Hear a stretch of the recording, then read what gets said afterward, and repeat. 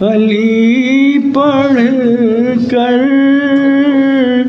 مشکل کو ڈراتے ہیں، ہم نعت علی پڑھ کر مشکل کو ڈراتے ہیں، جس راہ پہ مشکل ہو اس راہ پہ جاتے ہیں، جس راہ پہ مشکل ہو اس راہ پہ جاتے ہیں۔ جب دار پہ چڑھنا تھا تب چڑھ کے کہے میثاق، جب دار پہ چڑھنا تھا تب چڑھ کے کہے میثاق، ہم مدح علی کرنے اونچائی پہ جاتے ہیں، ہم مدح علی کرنے اونچائی پہ جاتے ہیں۔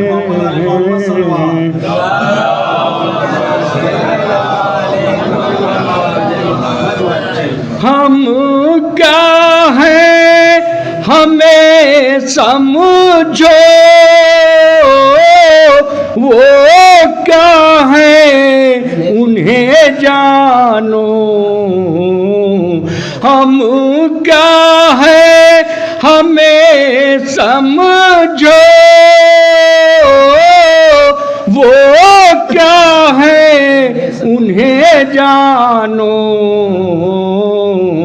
وہ آگ لگاتے ہیں ہم آگ بجھاتے ہیں، وہ آگ لگاتے ہیں ہم آگ بجھاتے ہیں۔ کس شان سے زینب نے کوفے میں دیا خطبہ، کس شان سے زینب نے کوفے میں دیا خطبہ، لگتا تھا علی رن میں تلوار چلاتے ہیں، لگتا تھا علی رن میں تلوار چلاتے ہیں۔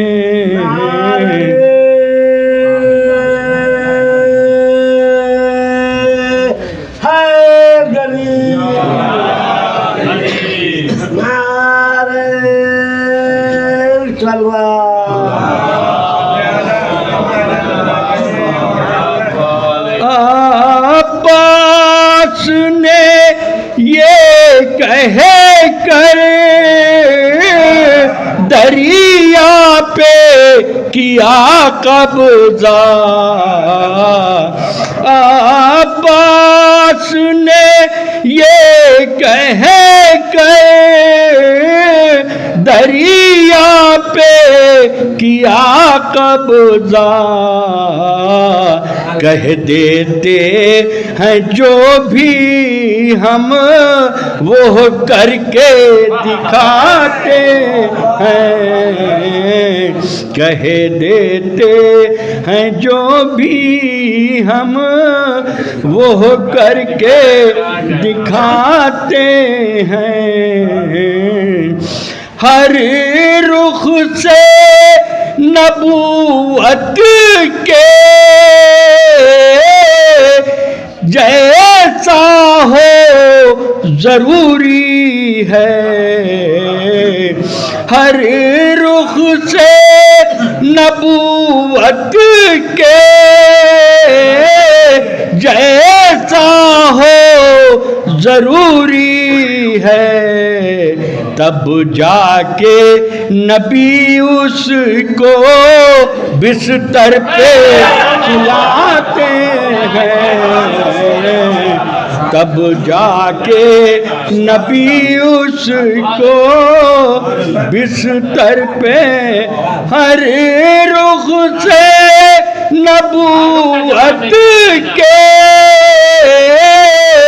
جیسا ہو ضروری ہے، تب جا کے نبی اس کو بستر پہ سلاتے ہیں، تب جا کے نبی اس کو بستر پہ سلاتے ہیں۔ تم وہ ہو جو نیزے پر قرآن اٹھاتے ہو، ہم وہ ہیں جو نیزے پر قرآن سناتے ہیں، ہم وہ ہیں جو نیزے پر قرآن سناتے ہیں۔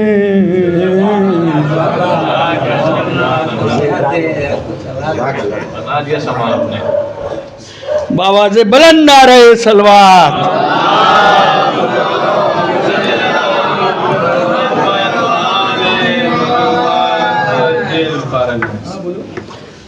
ہم کو لگ رہا ہے کہ آواز کم ہے، مگر ہم کس سے کہتے ہیں؟ آپ بتائیے، بتائیے۔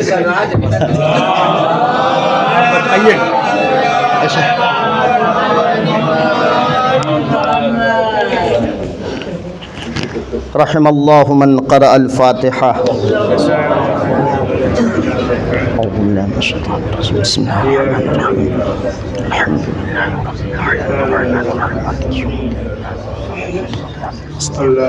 اهدنا الصراط المستقيم صراط الذين أنعمت عليهم غير المغضوب عليهم۔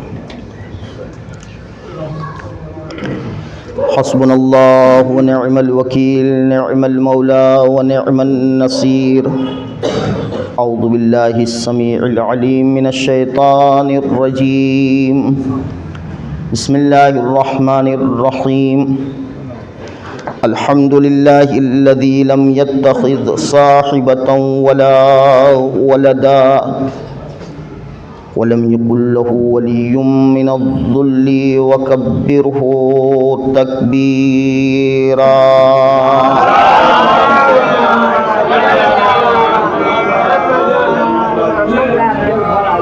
والصلاة والسلام والتحية والإكرام على الرسول النبي الأمي الذي أرسله بالحق بشيرا ونذيرا وداعيا إلى الله بإذنه وسراجا منيرا، سيدنا ومولانا أبي القاسم محمد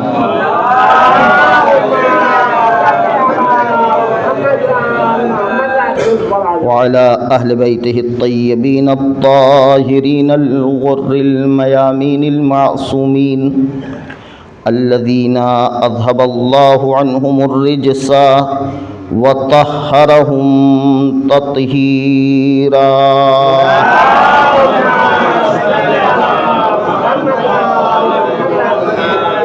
ولعنة الدائمة على أعدائهم أجمعين، أما بعد، فقد قال الله الحكيم في كتابه الكريم: أعوذ بالله من الشيطان الرجيم، وإذ قال ربك للملائكة إني خالق بشرا من طين فإذا سويته ونفخت فيه من روحي فقعوا له ساجدين۔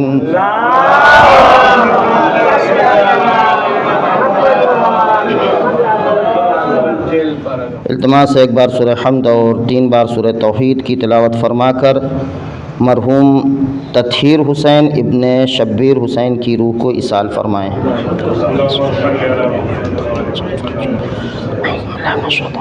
بسم اللہ الرحمن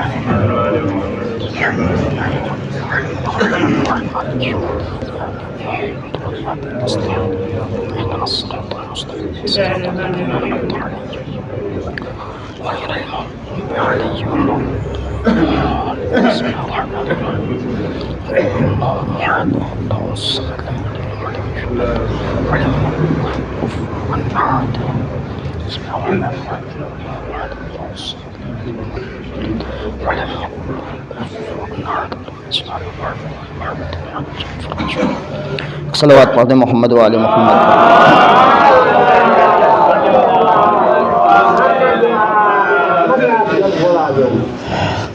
مجلس ایصال ثواب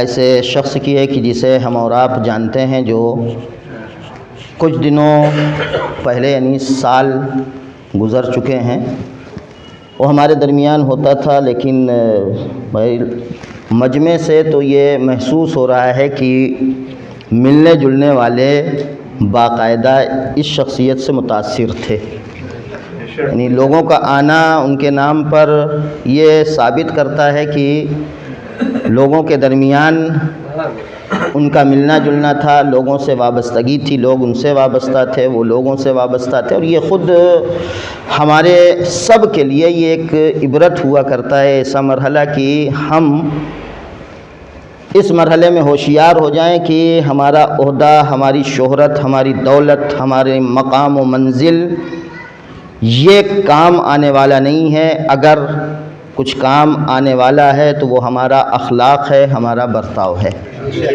اس عبادت خانے میں ایک سلسلہ میں نے شروع کیا ہے آسمانی خاندان کے عنوان سے۔ اب عدد تو ہمیں نہیں دقیقاً یاد ہے کہ یہ کون سا جلسہ ہے، تقریباً شاید 6 یا 7ویں مجلس ہوگی اس عنوان کے تحت کہ آسمانی خاندان اور ہمارا آسمانی رشتہ کیا ہے۔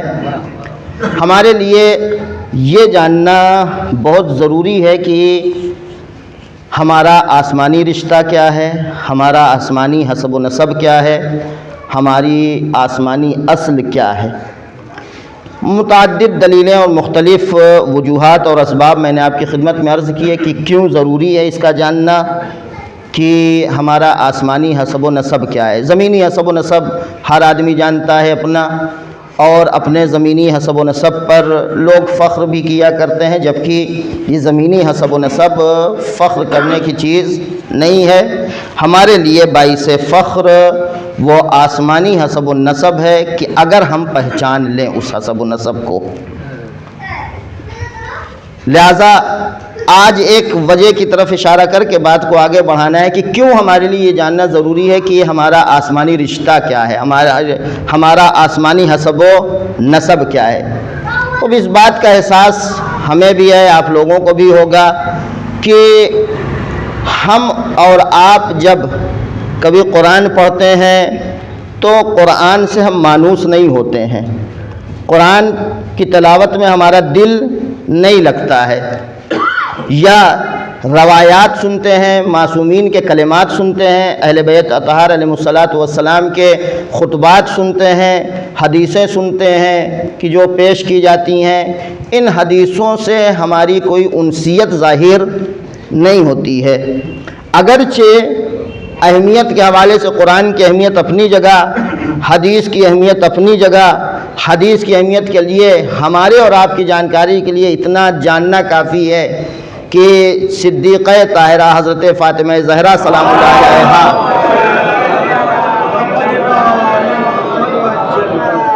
ایک بار کچھ تلاش کر رہی تھیں، جناب فضہ پوچھتی ہیں بی بی کیا تلاش کر رہی ہیں؟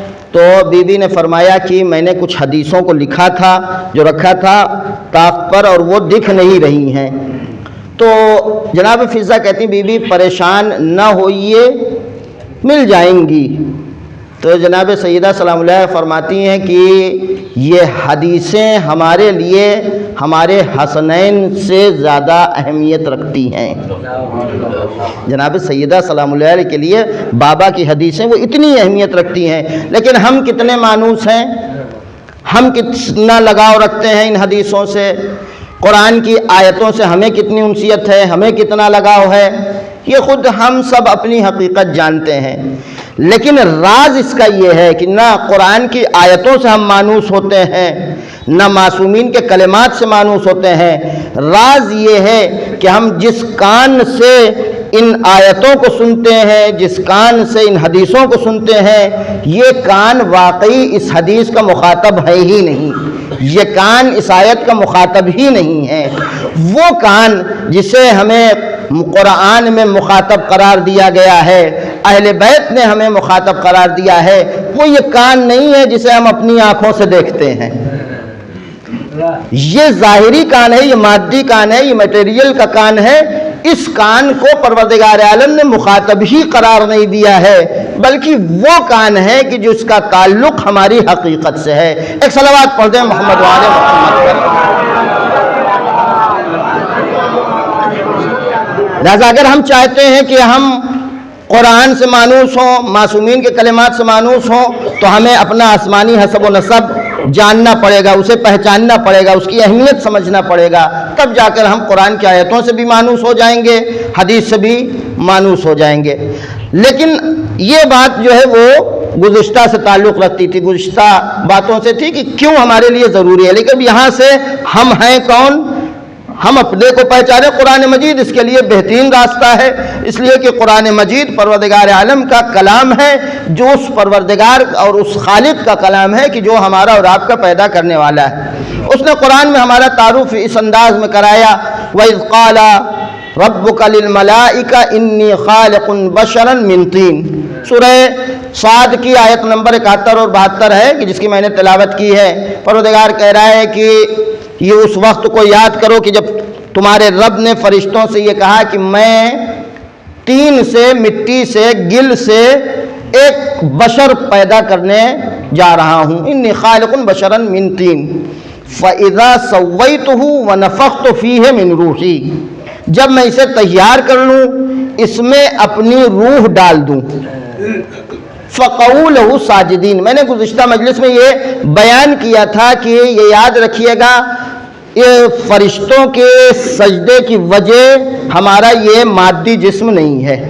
یہاں تک پروردگار عالم نے حکم نہیں دیا تھا فرشتوں کو، یہاں تک صرف ایک پیغام سنایا تھا، انی خالق بشرا من طین، اور اس کے بعد جب اس نے کہا فاذا نفخت فیہ من روحی، جب میں اس میں اپنی روح ڈال دوں تب جا کر تم سجدے میں گر جانا۔ اور یہ سب جانتے، قرآن نے اس کی طرف بارہا اشارہ بھی کیا ہے کہ جب پروردگار عالم نے اپنی روح اس مجسمے میں پھونک دی، اس مادی جسم میں پھونک دی، تو سب کے سب سجدے میں گر گئے، اور اس بشر کو دیکھنے کے بعد پروردگار عالم وجد میں آ کے خود کو مبارکباد پیش کرتا ہے۔ کسی مخلوق کو پیدا کرنے کے بعد پروردگار عالم نے مبارکباد خود کو پیش نہیں کیا، لیکن جب اس انسان کو پیدا کیا ہے اور اس انسان کو مکمل کر دیا اور اسے اس لائق بنا دیا کہ فرشتے اس کا سجدہ کریں، تب اس نے اپنے کو مبارکباد دینا شروع کر دیا۔ یہ الگ بات ہے، ابھی ہم روح کے مرحلے میں تو آگے بڑھیں گے، لیکن صرف مادی جسم کی طرف اشارہ کر دیں کہ ہماری حقیقت یہ ہے کہ ہم پروردگار عالم نے جن مواد سے، جن مٹیریل سے ہمیں تیار کیا ہے، ہم اس مٹیریل کو ہی نہیں پہچانتے ہیں۔ روح تو بہت دور کی بات ہے۔ فَإِذَا نَفَخْتُ فِيهِ فَإِذَا سَوَّيْتُهُ وَنَفَخْتُ فِيهِ مِن روحی، جب میں اس میں اپنی روح ڈال دوں، اگرچہ آج کے مرحلہ ہمارا اسی منزل کے لیے ہے کہ ہم یہ پہچان سکیں کہ یہ پروردگار عالم جو کہہ رہا ہے فَإِذَا سَوَّيْتُهُ وَنَفَخْتُ فِيهِ مِن روحی، یہ روح ہے کیا آخر؟ جسم کو کسی اعتبار سے، کسی لحاظ سے کم ہم اتنا جانتے ہیں، لیکن اتنا یہ بھی اور پہچانتے ہیں کہ ہمارا جسم ہمارے لیے باعث فضیلت نہیں ہے۔ ہمارے جسم میں ہے کیا؟ ہمارے جسم نباتات کا مجموعہ ہے، ہمارا جسم جمادات کا مجموعہ ہے، ہمارا جسم حیوانیت کا مجموعہ ہے، اتنا جانتے ہیں۔ اور یہ بھی یقین ہے کہ نہ ہمارے لیے جمادات باعث فضیلت ہیں، نہ ہمارے لیے نباتات باعث فضیلت ہیں، نہ ہمارے لیے ہماری حیوانیت باعث فضیلت ہے۔ ہمارے لیے اگر کوئی باعث فضیلت شے ہے تو فَإِذَا سَوَّيْتُهُ وَنَفَخْتُ فِيهِ مِنْ رُوحِي، یہ لفظ روحی ہے کہ جو ہمارے لیے باعث فضیلت ہے۔ تو آئے ہم اور آپ پہچانے کہ روح آخر ہے کیا، کہ جس کے بارے میں پروردگار عالم کہہ رہے فَإِذَا سَوَّيْتُهُ وَنَفَخْتُ فِيهِ مِنْ رُوحِي، جس کو پروردگار عالم نے ہمارے وجود میں ڈالا ہے، وہ روح ہے کیا؟ مولا متقیان علی ابن ابی طالب علیہ السلام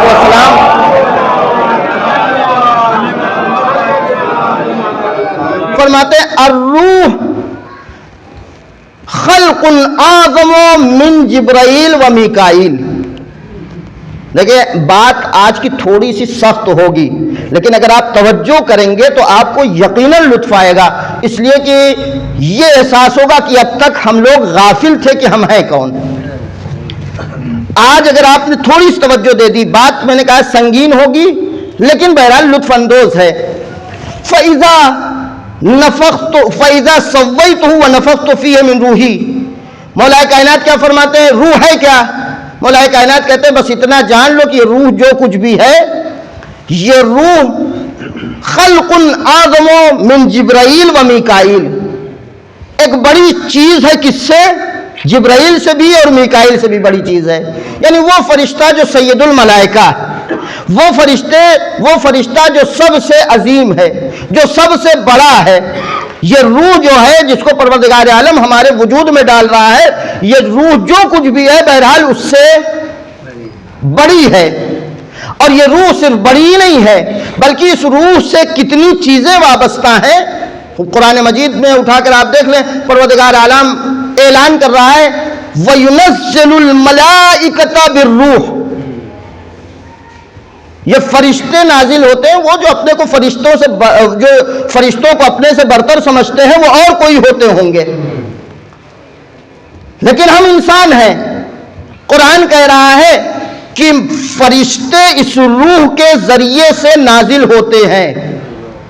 سورہ اِنَّا أَنزَلْنَا بھی آپ نے پڑھا ہے، سورہ اِنَّا أَنزَلْنَا میں تنزل الملائکۃ والروح، اس کا مطلب الگ الگ چیزیں ہیں، فرشتہ الگ ہے، روح الگ ہے۔ اتنا تو کم سے کم ہمیں اور آپ کو معلوم ہو جانا چاہیے کہ یہ روح جو بھی ہے سب سے بڑی مخلوق ہے، سب سے عظیم مخلوق ہے، سب سے برتر مخلوق ہے، یعنی یہ اتنی عظیم مخلوق ہے، فرشتے بھی اپنے نزول میں، اپنے صعود میں اس سے وابستہ ہیں۔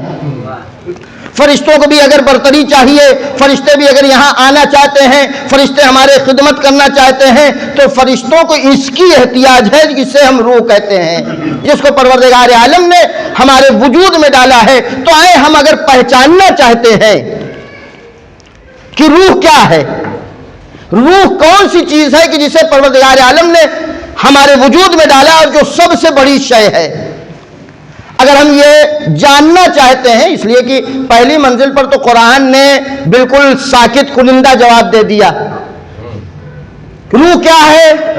البتہ یہ جواب شاید دوسروں کے لیے تھا، ایسے ذہنوں کے لیے تھا کہ جو روح کو سمجھ نہیں سکتے تھے، ورنہ تفسیر میں، روایات میں اہل بیت علیہ السلام بعد میں وضاحت نہ کرتے یہ روح ہے کیا۔ چونکہ آ کے سب مجمع میں سوال کر رہے تھے کہ روح کیا ہے، تو پروردگار نے کہا ان سے کہہ دو کہ یہ امر الہی ہے، بس یہی سمجھ لو تم، ابھی تمہارے ذہن کی اتنی اوقات نہیں ہے، تمہارے ذہن میں اتنی ظرفیت نہیں ہے کہ تم سمجھ سکو کہ روح ہے کیا، لہذا یہ روح امر پروردگار ہے۔ لیکن اگر ہم روایات کی روشنی میں، اہل بیت کی تعلیمات کی روشنی میں یہ سمجھنا چاہتے ہیں روح ہے کیا، تو پہلی منزل پر ہمیں تجلیات پروردگار کے سلسلے کو دیکھنا پڑے گا۔ پروردگار عالم کی جو تجلیات کا سلسلہ ہے، لیکن پروردگار کیا ہے؟ کمال مطلق ہے، وہ کمال بے نہایت ہے۔ اچھا، کمال مطلق اور کمال بے نہایت صرف ایک ہی ہو سکتا ہے، دوسرا ہو ہی نہیں سکتا۔ بہت سنگین گفتگو نہیں ہے، اگرچہ میں نے کہہ دیا کہ سنگین ہے، یہ سنگین اس لیے کہ آپ سنتے نہیں رہے ہیں، اس لیے عادت تھوڑا سا ڈال لیں۔ وہ کمال مطلق، کمال مطلق، کمال کل، کمال بے انتہا، جو کمال بے انتہا ہے وہ کون ہے؟ وہی ذات پروردگار ہے۔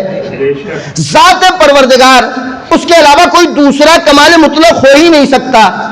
ایسی ہستی، ایسی ذات کہ جس میں بے انتہا کمالات پائے جاتے ہوں، وہی کیا ہے؟ وہی کمال مطلق ہے، اور وہ ایک ہی ہو سکتی ہے، ایک کے علاوہ دوسری ہو ہی نہیں سکتی۔ یہ 360 خداؤں کے ماننے والے آئیں ذرا اپنے عقیدے کو عقل کی کسوٹی پر پرکھیں، کیا یہ جو کمال مطلق ہوتا ہے وہ کئی ہو سکتے ہیں؟ کمال مطلق عقل کہتی ہے جو کمال مطلق ہوگا، جو بے نہایت کمال جس کے پاس ہوگا وہ ایک ہوگا، ایک کے علاوہ کوئی دوسرا ہو ہی نہیں سکتا۔ اب یہ جو بے کمال، جو کمال مطلق ہے، جس کے پاس بے انتہا کمال ہے، جس کے پاس غیر متناہی کمال ہے، اس کمال کی تجلی اول کا نام ہے روح۔ اس کمال مطلق نے جب پہلی مخلوق کو خلق کیا ہے اسے کہتے ہیں روح۔ ایک صلوات پڑھ دیں محمد و آل محمد۔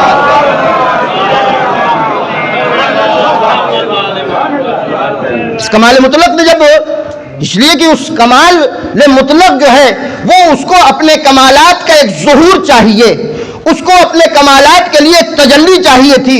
اس نے جب اپنے کمالات کی تجلی کے لیے ایک مخلوق کو پیدا کیا، پہلی مخلوق، البتہ پہلی زمانے کے اعتبار سے پہلی نہیں ہے، اس لیے کہ اس کے ہاں زمانہ پایا ہی نہیں جاتا ہے۔ رتبے کے اعتبار سے، رتبے کے اعتبار سے جو پہلا ہے، پہلی مخلوق ہے، زمانے کے اعتبار سے نہیں، رتبے کے اعتبار سے پروردگار کے بعد وہ ذات پروردگار، اس کے کمالات اپنے ذاتی ہیں۔ اس نے جب اپنے اس کمال کے ظہور کو پیدا کیا، پہلے ظہور کو اور پہلی تجلی کو پیدا کیا، تو اسے کہا گیا روح۔ اور میں اور بات کو آگے بڑھا دوں اور شاید آپ کے لیے اور سخت ہو جائے یہ یقین کرنا، پروردگار نے جب پہلی مخلوق کو خلق کیا جو اس کی تجلی اول ہے، اپنے تمام کمالات کو اس مخلوق میں قرار دیا۔ پہلی مخلوق ہے، مخلوق اول ہے، تجلی اول ہے، ظہور اول ہے، تو یہ جو ظہور اول ہے اس نے تمام صفات، تمام کمالات کو اس مخلوق اول میں قرار دیا، اور اس حد تک قرار دیا کہ اس نے آواز دی، دیکھو ہم میں اور ان میں کوئی فرق نہیں ہے، سوائے اس کے کہ ہم خالق ہیں، یہ مخلوق ہیں۔ توجہ کیجئے، لفظ میں نے اپنی طرف سے نہیں کہا ہے۔ جو رجب کے مہینے میں ایک مناجات وارد ہوئی ہے، اور یہ بھی ناحیہ مقدسہ کی طرف سے، امام زمانہ اجل اللہ تعالی فرجہ شریف کی طرف سے ہے، جو کمال مطلق کی پہلی تجلی، جب پہلی تجلی ہے تو اس میں تمام کمالات ہیں، تمام اوصاف ہیں اس کمال مطلق کے، سوائے اس کے کہ وہ کیا ہے، وہ خالق ہے، یہ مخلوق ہے، اس کے کمال ذاتی ہے، اور اس کو، ان کو اس نے عطا کیے ہیں۔ یہ وہ عبد ہے، یہ معبود ہے۔ اس زیارت ناحیہ کی مناجات میں، اس دعائے ناحیہ کی مناجات میں عرض کرتے ہیں امام، کہتے ہیں لا فرق بینک و بینہا، اے پروردگار تجھ میں اور اس میں کوئی فرق نہیں ہے، الا انہم عبادک و خلقک، بس فرق اگر یہ ہے تو بس اتنا سا فرق ہے کہ یہ تیری مخلوق ہے، تو ان کا خالق ہے، یہ تیرے بندے ہیں، تو ان کا معبود ہے۔ ایک صلوات پڑھ دے محمد و آل محمد۔ اب اس تجلی اول کو پروردگار عالم نے جب پیدا کیا ہے، اس کو خلق کیا ہے، اس کی تجلی اول کو جب آپ دیکھیں گے تو متعدد نام اس کے آپ کو روایات میں ملیں گے، متعدد نام، مختلف نام ہیں۔ کہیں پہ کہا اول ما خلق اللہ العقل، سنا ہے؟ اول ما خلق اللہ العقل۔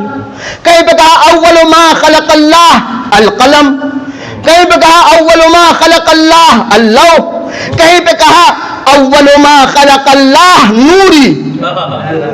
یہ متعدد نام ہیں، مختلف نام ہیں لیکن حقیقت حقیقت ایک ہے، نام بس مختلف ہیں، جہات مختلف ہیں، حقیقت ایک ہے، شے ایک ہی ہے، صرف نام ہو گئے، جہات الگ ہو گئی، نام الگ الگ رکھ دیا گیا۔ کبھی یہ کہا گیا کہ یہ اس کا نام قلم ہے، کبھی یہ کہا گیا اس کا نام لو ہے، کبھی یہ کہا گیا اس کا نام عقل ہے، کبھی یہ پیغمبر نے کہا کہ اول ما خلق اللہ نوری، پہلے سب سے پہلے جسے پروردگار عالم نے پیدا کیا وہ میرا نور ہے۔ چونکہ پروردگار عالم نے اسی مخلوق کو کہ جسے سب سے پہلے پیدا کیا ہے، جو اول تجلی پروردگار ہے، جو کمالات پروردگار کی پہلی تجلی ہے، پروردگار عالم نے تمام مخلوقات کی حیات کو اس سے وابستہ رکھا ہے، لہذا کہا کہ اس کا نام روح ہے۔ تمام مخلوقات کی تدبیر کو اس سے جوڑ رکھا ہے، لہذا کہا اس کا نام عقل ہے، اور کہا چونکہ تمام مخلوقات کا ظہور ان سے وابستہ ہے، تمام مخلوقات کی خلقت ان سے وابستہ ہے، لہذا اس کا نام قلم ہے۔ میں نے کہا نا کہ جہات الگ الگ ہیں، اگر آپ دیکھیں کہ ان سے ہماری زندگیاں وابستہ ہے تو یہ روح ہو گئی، اگر ہماری حیات کے نظام ان سے وابستہ ہے تو یہ عقل ہو گئے، اگر ہمارے وجود ان سے وابستہ ہے تو یہ قلم ہو گئے۔ کیوں؟ اس لیے کہ قلم کا کام کیا ہوتا ہے؟ قلم کیا کرتا ہے؟ قلم کلمہ لکھتا ہے۔ یہ بہت سارے کلمات ہم نے لکھے ہیں، قلم کا کام ہی یہی ہے، قلم کلمہ لکھتا ہے۔ خود قلم جب کلمہ لکھتا ہے، قلم کلمہ کب لکھتا ہے؟ پروردگار عالم نے قرآن مجید میں تمام مخلوقات کو کلمات سے تعبیر کیا، لیکن انبیاء کو بھی اس نے جناب عیسیٰ کے سلسلے میں واضح ہے، وہ کلمت من، عیسیٰ کیا ہے؟ کلمہ ہے۔ تمام اشیاء کلمہ پروردگار ہیں، تمام اشیاء کلمات پروردگار، تمام مخلوقات کلمات پروردگار ہیں۔ انسان کلمہ لکھتا کب ہے؟ قلم سے کلمہ لکھتا کب ہے؟ کب وہ قلم چلاتا ہے؟ جب اسے کلمہ ظاہر کرنا ہوتا ہے، کچھ ظاہر کرنا ہے، اسے کسی چیز کو سامنے لانا ہے، تب وہ قلم چلاتا ہے۔ تو عزیزان گرامی، یہ تمام مخلوقات پروردگار، کل کائنات کلمات پروردگار، اور کلمہ وہ ہوتا ہے کہ جسے لکھ کر بات کیا جاتا ہے۔ کلمہ سے در حقیقت ہم جب لکھیں گے تو گویا ہم جو ہے آپ سے بات کر رہے ہیں، ہم بول رہے ہیں کلمہ، ہم آپ سے بات کر رہے ہیں، ہم وجود دے رہے ہیں، اس وجود کو وجود دے رہے ہیں۔ کیوں؟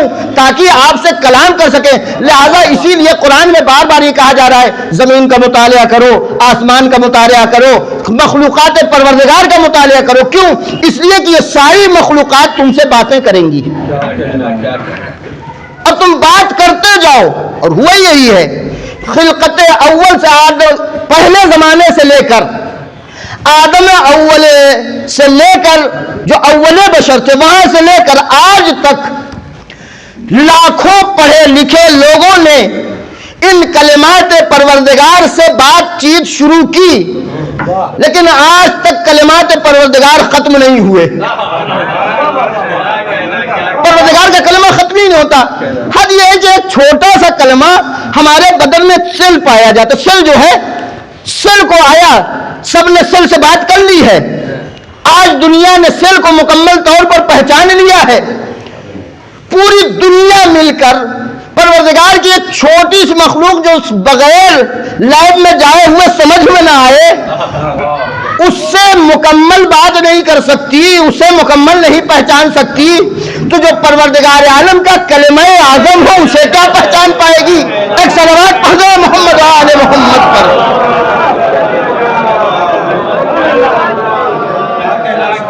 یہ کلمات پروردگار ہیں، جو کلمات ہم سے گفتگو کرتے ہیں، ہم سے باتیں کرتے ہیں۔ خود ان کلمات کا سلسلہ ختم نہیں ہو رہا ہے۔ آپ صحرا میں چلے جائیں، آپ نیچر میں چلے جائیں، طبیعت میں چلے جائیں، ہر شے ہے جو کلمہ پروردگار ہے۔ کلمہ پروردگار چیخ چیخ کر ہم سے کلام کرتا ہے، یہ کلمہ ہم سے بولتا ہے، اگر سننے والا کان ہو ہمارے پاس، اگر سمجھنے والی عقل ہو ہمارے پاس، اگر ہم غور و فکر کرنے والے ہوں تو ہر شے ہم سے گفتگو کرتی ہے. جائیں ہم دریا کے کنارے، دریا کی موجیں ہم سے گفتگو کریں گی، دریا کے مچھلیاں ہم سے گفتگو کریں گی. جنگل میں چلے جائیں، یہ سر سبز پودے ہم سے گفتگو کرتے ہیں. پہاڑیوں میں چلے جائیں، پتھر ہم سے گفتگو کرتے ہیں.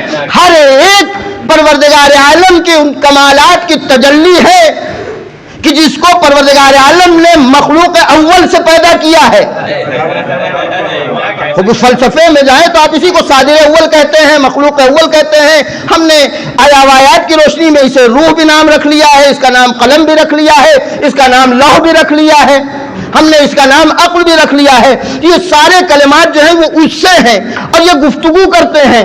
یہ کلمات جو پروردگار کے کلمات ہیں اس کائنات میں، یہ کلمات خالق ہستی کو پہچانواتے ہیں ہمارے سامنے، ہمارے لیے یہ ظاہر کرتے ہیں کہ وہ ہے کون. ہر کلمات چھوٹا ہو بڑا ہو، کوئی بھی کلمہ ہو، وہ پروردگار عالم کے ناموں کو ہم سے بتاتا ہے کہ یہ ہے پروردگار. اس لیے کہ جب ہم ان مخلوقات کا سامنا کرتے ہیں، ان پروردگار عالم کے کلمات کے سامنے جاتے ہیں، تو یہ سارے کلمات پہلی فرصت میں تو ہم سے ایک بات ضرور کہتے ہیں. سارے کلمات سب کی یہ آواز ہوتی ہے، ربنا ما خلقت ھذا باطلا. ہر کلمہ پروردگار کا ہم سے مخاطب ہو کہتا ہے انسان تو ہمیں دیکھ رہا ہے، تو کیا سمجھ رہا ہے تجھے اور ہم کو بیکار پیدا کیا گیا. سبحانک ربنا، پروردگار تسبیح ہے تیری، میں تسبیح کرتا ہوں تیری، ہمیں عذاب جہنم سے بچا دے. ہر مخلوق، ہر کلمہ پروردگار، ہر ایک میں کم سے کم ہر کلمہ پروردگار میں دو نام تو ضرور پایا جاتا ہے. ہر کلمہ پروردگار میں، چاہے جو چھوٹے سے چھوٹا آپ تصور کر لیں، ہر کلمہ پروردگار میں ایک رب کا اسم، ایک سبحان کا اسم یہ ضرور پایا جاتا ہے. آپ کوئی بھی کلمہ، کوئی بھی شے، کسی بھی چیز پر نظر ڈالیں. آپ یہاں سے نکلے، باہر اسکوٹی کھڑی ہے، مثلا اسکوٹی جو ہے وہ ہم سے کہہ رہی ہے کہ وہ ہمارا رب ہے، اور ایک اس کا نام سبحان ہے نہیں. ہر مخلوق پروردگار، ہر کلمہ پروردگار، ہر شے ہم سے پروردگار کا ایک کمال بیان کرتی ہے، ہر شے پروردگار کا ایک نام بیان کرتی ہے. چاہے پہنچ جائیں ہم مثلا پارک میں، وہاں پھول پر نظر پڑ جائے تو اب پھول اور آگے بڑھتا ہے، وہ کہتا ہے کہ دیکھو یہ رب کا کمال ہے، یہ سبحان ہے، یہ جمیل کا مصداق ہے. بہرحال یہ ساری چیزیں وہ ہیں ہر شے میں. بس یہ فرق ہوتا ہے، کوئی شے 10 ناموں کو بتاتی ہے، کوئی شے 50 ناموں کو بتاتی ہے، کوئی شے 100 ناموں کو بتاتی ہے، کوئی شے مثلا 1000 ناموں کو بتاتی ہے. لیکن کائنات میں کوئی مخلوق ایسی نہیں ہے جو پروردگار کے تمام ناموں کو اور پروردگار کے تمام کمال کو بیان کرے. توجہ کیجئے گا، کائنات میں کوئی شے نہیں ہے، کائنات میں کوئی مخلوق نہیں ہے، کائنات میں کوئی وجود نہیں ایسا جو پروردگار عالم کے تمام ناموں کو، اس کے تمام اوصاف کو، اس کے تمام کلمات کو بیان کرے سوائے ایک مخلوق کے. نہ پہاڑوں میں اتنی طاقت ہے کہ وہ پروردگار کے سارے ناموں کو بیان کرے، نہ درختوں میں اتنی صلاحیت پائی جاتی ہے کہ وہ پروردگار کے سارے ناموں کو بیان کرے، نہ دریاؤں میں اتنی صلاحیت پائی جاتی ہے کہ وہ پروردگار کے سارے ناموں کو بیان کرے. اسی لیے تو اس نے کہا نا کہ سارے دریا سیاہی بن جائیں، سارے درخت وہ قلم بن جائیں، لیکن تم کلمات پروردگار کو شمار نہیں کر سکتے ہو. پروردگار کے کلمات ختم ہونے والے نہیں ہیں. تمام کلمات مل جائے تو اس کے کمال کو بیان نہیں کر سکتے. اگر اس کے کل کمال کو کوئی کلمہ بیان کر سکتا ہے تو یہ انسان ہے. یہ انسان ہے جو اس کے کل کمالات کو بیان کر سکتا ہے. یہی وہ ہستی ہے، یہی وہ ہستی ہے کہ جو پروردگار کے تمام ناموں کو بیان کرتی ہے. لہذا یہ انسان، اب یہ انسان جب آ گیا نا تو یہ انسان ہم بھی اپنے کو ذیلی انسان سمجھیں، فرعی انسان سمجھیں، اصلی انسان نہ سمجھ بیٹھے. اس لیے کہ پروردگار عالم نے ہم کو پہلی مرتبہ نہیں پیدا کیا ہے. اس کی تجلی اول کا نام ہے نوری، اس کی تجلی اول کا نام ہے قلم، اس کی تجلی اول کا نام ہے لوح، اس کی تجلی اول کا نام ہے عقل۔ اب یہ عقل سے فرشتے بھی پیدا ہوئے ہیں، عقل سے انسان بھی پیدا ہوئے ہیں، اسی لوح سے انسان بھی پیدا ہوئے ہیں، فرشتے بھی پیدا ہوئے ہیں، لیکن یہ جسے اول کہہ رہا ہے پروردگار، یہ سوائے حضرت محمد مصطفیٰ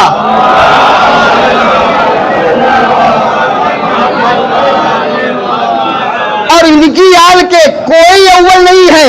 اب جب انہیں پروردگار عالم نے اپنی تجلی اول بنا دیا، اسی تجلی اول کے ذریعے سے ہمارے وجود میں روح کو ڈالا ہے۔ عزیزو پہچانو، اب اگر امیر المومنین مولا متقیان علی ابن ابی طالب علیہ السلام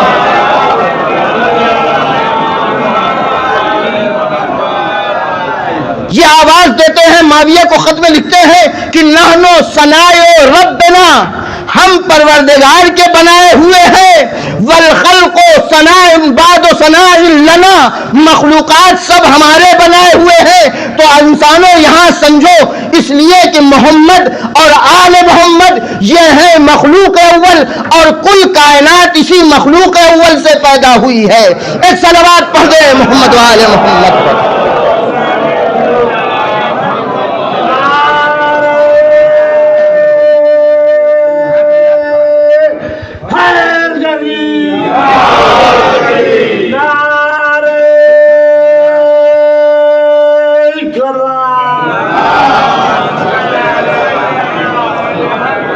یہی مضمون امام جعفر صادق علیہ السلام کے روایت میں بھی پایا جاتا ہے کہ ساری مخلوقات وہ ہم سے ہیں، ہم رب سے ہیں، ہم کو رب نے بنایا ہے، ہم صنائع رب ہے، ہم پروردگار اس رب کے بنائے ہوئے ہیں، باقی سب ہمارے بنائے ہوئے ہیں۔ اگر یہاں تک بات سمجھ میں آ گئی کہ کل کائنات یہ متصل ہے، وابستہ ہے، ان کی حیات، ان کا وجود، ان کی تدبیر، ان کی کل زندگی وابستہ ہے اس مخلوق اول سے، اس مخلوق اول سے وابستہ ہے۔ اگر یہاں تک سمجھ میں آ گئی بات تو عزیزان گرامی، جس موضوع کو میں نے چھیڑا ہے کہ ہمیں اور اپنے کو آسمانی رشتہ پہچاننا ہے، ہمیں اپنا آسمانی خاندان جاننا ہے، تو عزیزوں کم سے کم ہمیں اتنا تو سمجھنا چاہیے اور اپنے وجود کے دیکھ کر اتنا فخر ہونا چاہیے، ہم کسی بھی خاندان میں پیدا ہوئے ہوں، ہم کسی بھی قبیلے میں پیدا ہوئے ہوں، ہمارا زمینی حسب و نسب کچھ بھی ہو، لیکن ہمارا تعلق اس نور محمدی سے ہے جسے پروردگار عالم نے پیدا کیا۔ اے صلوات پڑھ دے محمد و آل محمد۔ اب بتائیے فخر کرنے کی بات ہے یا نہیں ہمارے لیے کہ ہمارا رشتہ اس نور محمدی سے ہے کہ جو تجلی اول ہے، جو مخلوق اول ہے، جو صادر اول ہے، ہمارا سب کا رشتہ۔ اب زمینی رشتہ ہم کیوں تلاش کرتے پھرتے رہے، کیوں اس میں پریشان رہتے؟ اسی لیے پانچویں امام حضرت امام باقر علیہ السلام فرماتے ہیں یہ انسان اگر اپنی خلقت کے پہلے مرحلے کو جان جائے یعنی یقین ہو جائے، جان تو گئے، مولانا نے مجلس پڑھ دیا کہ سب کا رشتہ اسی نور محمدی سے ہے، سب کا رشتہ اس مخلوق اول سے ہے، سب کا رشتہ اس صادر اول سے ہے۔ لیکن اگر یہ یقین ہو جائے سب کو کہ ہماری خلقت کا پہلا مرحلہ کیا تھا، تو پھر یہ امام فرما رہے ہیں، میں نہیں بتا، میں تو صرف نقل کر رہا ہوں آپ تک، اگر یہ جان جائے انسان تو دنیا میں کبھی اختلاف پیدا ہی نہیں ہوگا، دنیا میں کبھی لڑائی جھگڑا ہوگا ہی نہیں۔ یہ چند جیفے کے لیے، یہ چند ناچیز چیزوں کے لیے، چند گری ہوئی چیزوں کے لیے، چند روزہ دنیا کے لیے یہ آپس میں جھگڑے اسی لیے ہوتے ہیں کہ ہم اپنی حقیقت کو پہچانتے ہی نہیں ہیں، ہم اپنے وجود کی قیمت کو سمجھتے ہی نہیں، اور جب ہم اپنی وجود کی قیمت کو نہ سمجھیں گے تو چھوٹی چھوٹی چیزوں کے لیے مقدمے شروع ہو جاتے ہیں۔ ایک صلوات پڑھ دیں محمد و آل محمد پر۔ انسان کے لیے، انسان کی ترقی کے لیے، انسان کے کمال کی طرف آگے بڑھنے کے لیے یہی جان لینا کافی ہے کہ ہم کہاں سے تعلق رکھتے ہیں۔ انسان یہ پہچان لے کہ اس دنیا سے پہلے ہم کہاں تھے اور پھر پلٹ کر کہاں جانا ہے۔ دنیا سے پہلے ہم کس جگہ تھے. یہ ہمارا رشتہ یہاں پہ تو جو سید ہو گیا، غیر سید ہو گیا، یہ شیخ ہو گئے، وہ مثلا سید ہو گئے، یہ فلاں ہو گئے، یہ فلاں ہو گئے، یہ رضوی ہو گئے، وہ نقوی ہو گئے، یہ ہزار ڈھکوسلے اس دنیا کے ہیں، لیکن سب کا ایک رشتہ ہے. اور وہ رشتہ اگر ہمیں معلوم رہے، یقین رہے، تو یاد رکھیے گا کل دنیا ہماری نظروں میں ناچیز رہے گی، پوری دنیا ناچیز رہے گی. اسی لیے جن کو پتا تھا، جو خود ایسی منزل پر فائز تھے، وہ کپڑوں میں اتنے پیوند کپڑے میں ہیں، لباس میں اتنے پیوند ہیں. نہج البلاغہ اٹھا کے دیکھیے، مولا کائنات اتنے پیوند ہے لباس میں. کون ہے مولا کائنات؟ دنیا، ظاہری دنیا کے اعتبار سے بھی دیکھیں تو جس وقت یہ بات ہے، مولا کائنات تمام مسلمانوں کے الیکشن والے خلیفہ ہو چکے ہیں. ویسے تو وہ تھے ہی، الیکشن والے خلیفہ سب کے ہو چکے ہیں. اس دور کی گفتگو ہے جب مملکت اسلامی دور دور تک پھیل چکا تھا. مولا کائنات خود کہتے ہیں کہ لباس میں اتنے پیوند ہو گئے ہیں کہ اب تو پیوند لگانے والے کے پاس جاتے ہوئے شرم آتی ہے. ہمارے کپڑوں پہ اگر پریس نہ رہے تو عبادت خانے نہیں آئیں گے. مومنین کیا کہیں گے؟ یہ جھوٹی شخصیت اور جھوٹی عزت اور جھوٹی کمال جو ہے وہ اس دنیا میں اس کے لیے ہے کہ جو پہچانتا ہی نہیں ہے کہ ہمارا وجود کیا ہے، ہماری حقیقت کیا ہے، ہماری حیثیت کیا ہے. ہمیں پروردگار عالم نے کتنا برتر بنایا ہے کہ اس نے فرشتوں کو حکم دیا. فرشتے ہمارے خادم ہیں، فرشتے ہمارے نوکر و چاکر ہیں. اس لیے کہ فرشتے ہمارے برابر اگر ہوتے تو کبھی پروردگار عالم ان کو سجدہ کرنے کا حکم ہی نہ دیتا، کبھی برابر سے برابر کا سجدہ نہیں کروایا جاتا.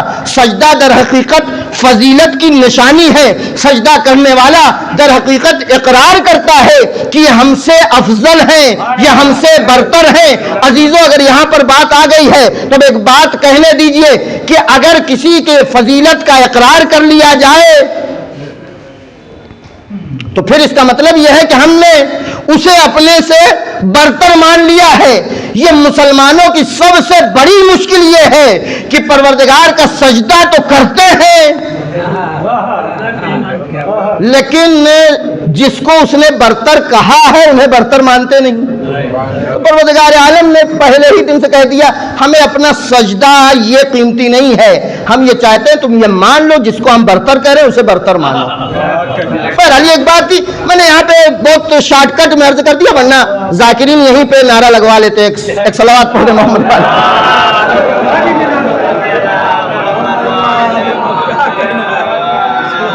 انسان کے کمال کی طرف آگے بڑھنے کے لیے یہ ضروری ہے کہ پہلی منزل میں خود کو پہچان لے کہ ہم ہیں کون، ہمارا آسمانی حسب و نسب کیا ہے. اگر انسان اپنا آسمانی حسب و نسب پہچان جائے، جان جائے تو اپنی قیمت سمجھ جائے گا. اور جب انسان کو اپنی قیمت معلوم ہو جائے گی تو کبھی دنیا کی چھوٹی چھوٹی چیزوں کے لیے اختلاف نہیں کرے گا. اب میں ایسے شاعروں کو، ایسے ذاکروں کو یہ بات بتانا چاہتا ہوں جن بیچاروں کو یہی نہیں معلوم ہے کہ فدق جانے کے بعد جناب سیدہ کو تکلیف کس بات کی تھی. شعر میں نظم کیا جاتا ہے یہ جملہ کہ جناب سیدہ کی روح آج بھی فدق کے چاروں طرف بھٹک رہی. نعوذ باللہ، نعوذ باللہ. کس کی بات کر رہے ہیں ہم؟ جناب سیدہ کی روح فدق کے، جناب سیدہ اس دنیا کے لیے، اس دنیا کے لیے ان کی روح آج تک اس دنیا کی اس بات کے لیے بھٹکے گی.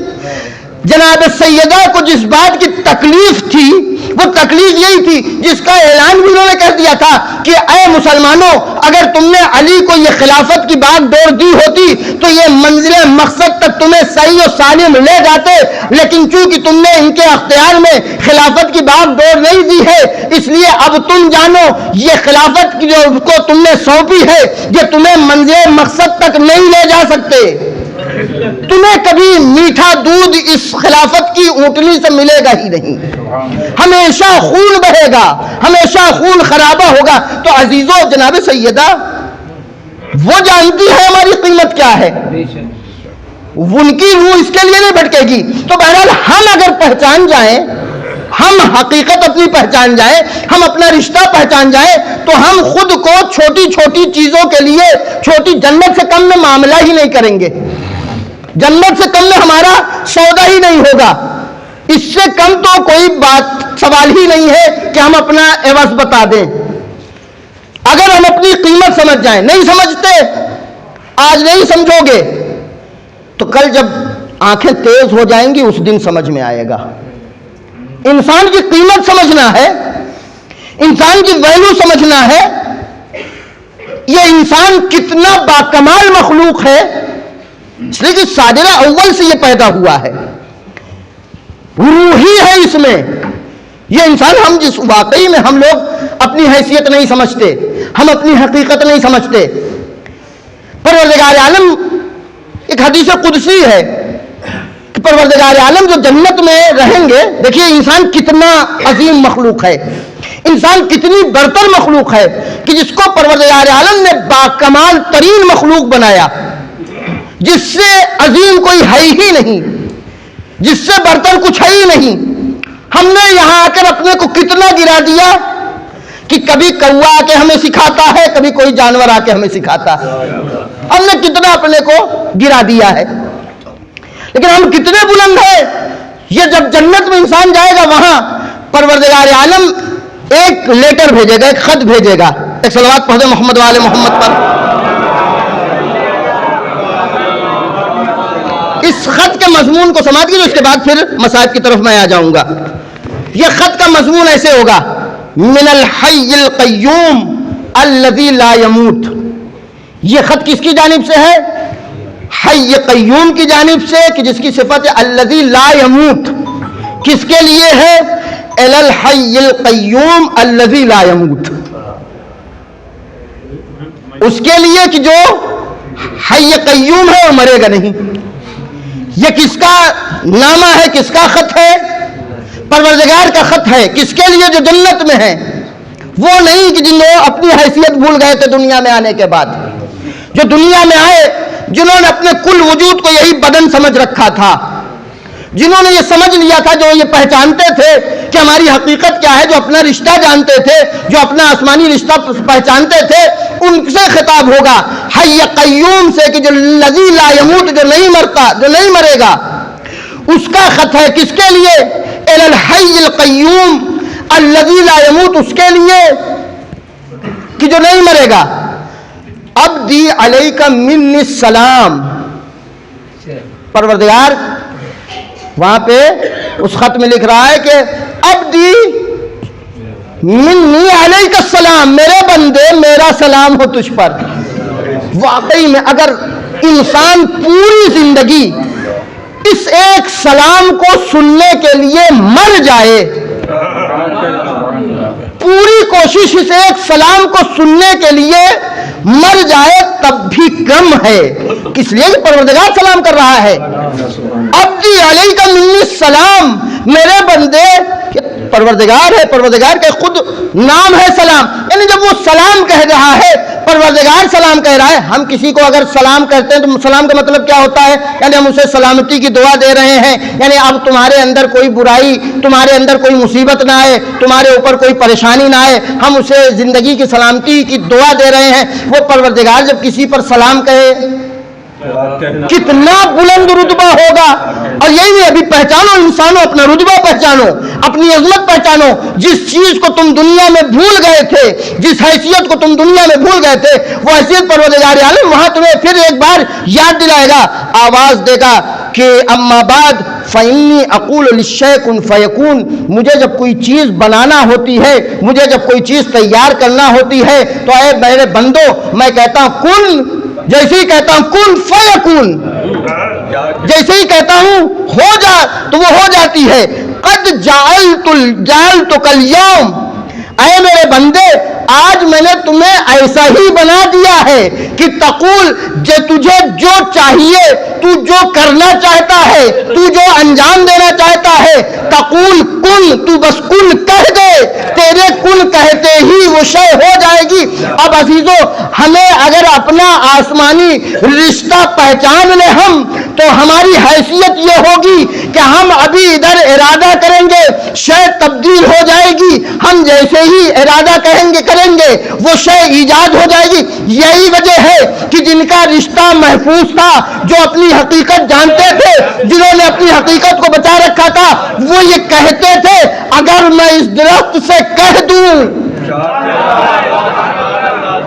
اتنا کہتے تھے اور درخت چلتے ہوئے قریب آ جاتا تھا۔ اسے ہمیں اور آپ کو بھی سبق ملنا چاہیے۔ اگر ہم نے اپنی اس روح کو کثیف نہ کیا ہوتا، آلودہ نہ کیا ہوتا، گندا نہ کیا ہوتا، پلید نہ کیا ہوتا، تو ہمارے اندر بھی اتنی صلاحیت پائی جاتی تھی کہ ہم پروردگار کے بارگاہ میں جو کہہ دے وہ ہو جائے۔ ایک صلوات پڑھ دے محمد علیہ محمد۔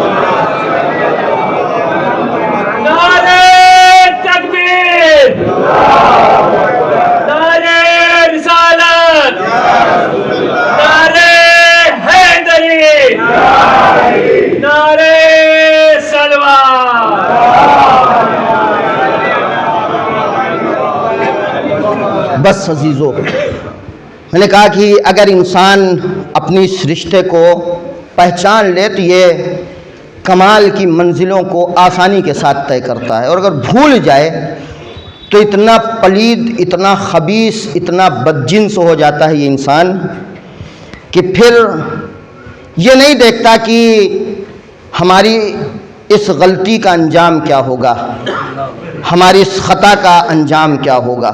اتنا گر جاتا ہے کہ اولیاء خدا کے مقابل میں، ان کے مقابل میں کہ جو باعث خلقت ہیں، جن کی وجہ سے یہ انسان پیدا ہوا ہے، ان کے مقابل میں تلوار لے کر آ جاتا ہے۔ لہذا کربلا میں ایک منزل ایسی ہے کہ جو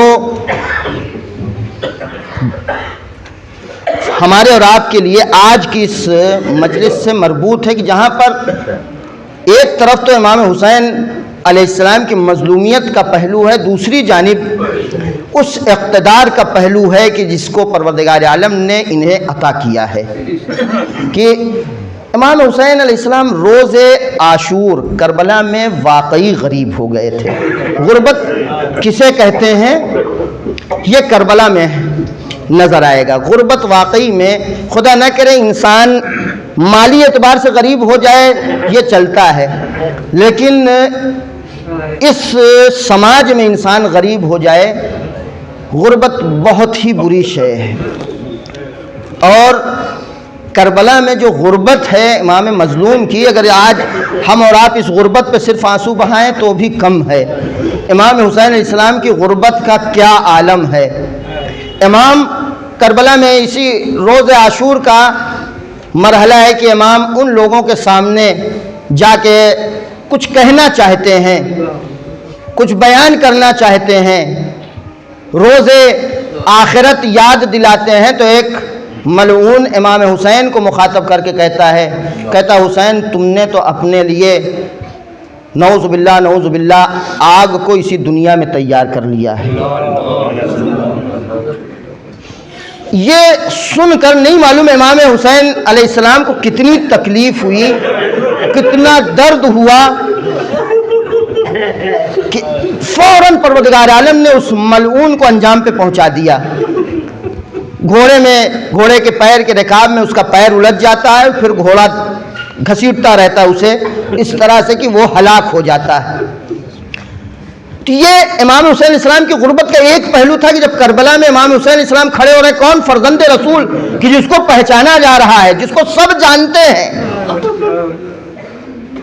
وہ انسان کہ جس کی ایک آواز پہ چاروں طرف سے بنی ہاشم کے جوان کھڑے ہو جاتے تھے، وفا اصحاب ہاتھوں کو جوڑ کر کھڑے ہو جاتے تھے، سرکار آقا آپ کا غلام حاضر ہے، وہ انسان روز عاشور اپنی غربت کا جب مرثیہ پڑھتا ہے، غربت کا نوحہ پڑھتا ہے، کہتا حل من ناصر ینصرنی، حل من ہے کوئی جو ہماری مدد کر دے۔ حبیب کو خط لکھا تو اپنی غربت کا مرثیہ پڑھا۔ حسین شب عاشور پشت خیمہ پر بیٹھے ہیں تو غربت کا مرثیہ پڑھ رہے ہیں، اور اب حسین کا حل من ناصر ینصرنی ہے کوئی جو میری مدد کرے؟ حسین خیمے میں 2 بار رخصت کرنے کے لیے آئے، 2 بار رخصت ہوئے ہیں۔ البتہ جس طرح ہم تصور کرتے ہیں کہ حسین اس انداز میں رخصت ہو رہے ہیں، کتنا وقت ہے حسین کے پاس، یہ ہمارے سوچ کی باتیں ہیں، ورنہ اس ماحول میں جہاں حسین کو کھڑے ہونے کی مہلت نہ دی جا رہی ہو، جہاں حسین کو آرام کرنے کی مہلت نہ دی جا رہی، آپ اس ماحول کو تصور کریں کہ اس ماحول میں حسین کس طرح سے خیمے سے رخصت ہو رہے ہوں، کس طرح حسین رخصت ہو رہے ہوں گے۔ عزیزو یہ تصور کر لیں، ہمارے لیے حسین کی غربت ہمارے ذہنوں میں متصور ہو جائے گی کہ حسین اپنی غربت کا مرثیہ پر حل من ذاب یذب عن حرم رسول اللہ، جب سب قتل کر دیے گئے، جب سب مار ڈالے گئے، تب حسین کا عالم یہ تھا کہ حسین خیمے سے دور نہیں جاتے تھے۔ حسین اگر تھوڑا سا خیمے سے دور ہوتے تھے، پلٹ کر خیمے کے قریب آتے تھے، آواز دیتے تھے تاکہ سیدانیوں کو یقین ہو جائے کہ حسین ہے، ہمارا آقا ہے، ہمارا مولا موجود ہے۔ اتنے میں ایک بار زینب اور سیدانیوں کے کان میں ایک آواز آئی، اے زینب و ام کلثوم، اے رقیہ اور رباب، حسین کا آخری سلام۔ حسین رخصت کے لیے آیا ہے، حسین رخصت کے لیے آیا ہے۔ عزیزو جب زینب نے سنا، زینب دوڑتی ہوئی آئی، بھیا جا کے ان کو بتائیے آپ کون ہیں، بھیا آپ ان سے بتائیے کہ آپ فرزند رسول ہیں، آپ فاطمہ کے جگر کے ٹکڑے ہیں، آپ علی مرتضیٰ کے لخت جگر ہیں۔ عزیزو حسین کہتے ہیں، اے بہن زینب میں نے بارہا ان کو بتایا ہے کہ ہمیں پہچانتے ہیں، ہم نے یہ بتایا ہے کہ ہم کون ہیں، ہم نے پہچانوایا ہے ہم کون ہیں۔ زینب کہتی ہے میرے بھیا ایک بار زینب کے کہنے پہ جائیے، بھیا ایک بار زینب کے کہنے پہ جائیے۔ اب انداز امام حسین کا دیکھیں، حسین تیار ہوئے ہیں، رسول کا امامہ سر پر رکھا ہے، رسول کی رضا لی ہے، اب حسین اونٹ سے چلے ہیں، حسین سر پر امامہ، امامے پر قرآن، یعنی مسلمانوں کو یہ بتانا چاہتے ہیں آؤ حسین قرآن سے فیصلہ چاہتا ہے، حسین تمہارے رسول کا نواسا ہے، رسول کا امامہ تمہارے پاس ہے، لیکن قوم کا ایک ہی جواب آیا ہے کہ آئے حسین تمہاری کوئی دشمنی نہیں ہے، یہ تمہارے بابا علی کی دشمنی ہے۔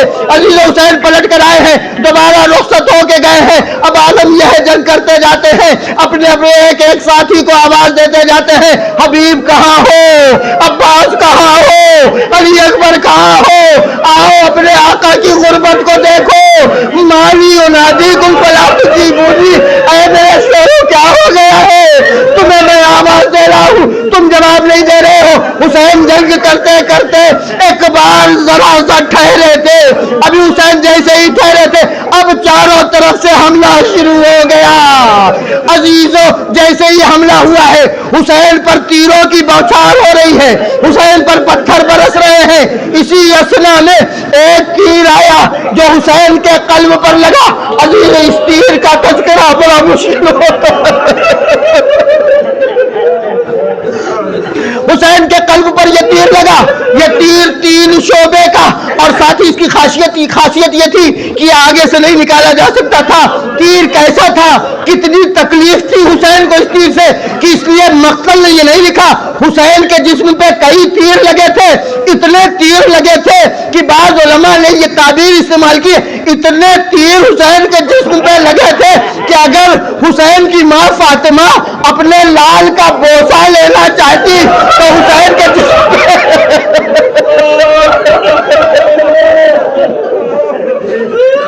کوئی ایسی جگہ نہیں تھی۔ عزیز یہ تیر سینے پر لگا، حسین نے کوئی تیر نہیں نکالا، یہ ایک تیر جو سینے پر لگا کتنی تکلیف تھی، لیکن یہ تیر آگے سے نہیں نکل سکتا تھا۔ حسین نے سینے کو گھوڑے کی پشت پر دبایا اور یہ تیر پیچھے سے پشت سے نکالا، جیسے یہ تیر نکلا اب خون کا فوارہ شروع ہو گیا، حسین کے جسم کی طاقت جواب دے گئی، حسین گھوڑے سے زمین پر آئے۔ عزیز حسین زمین پر ادھر آئے تھے، سر سجدے خالق میں رکھا تھا، ملعون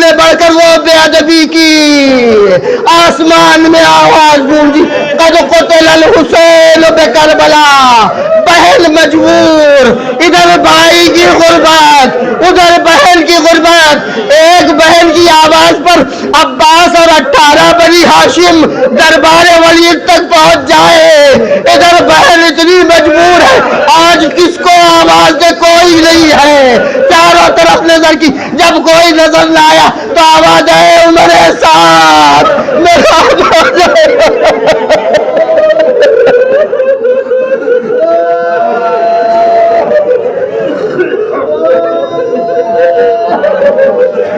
سيعلم الذين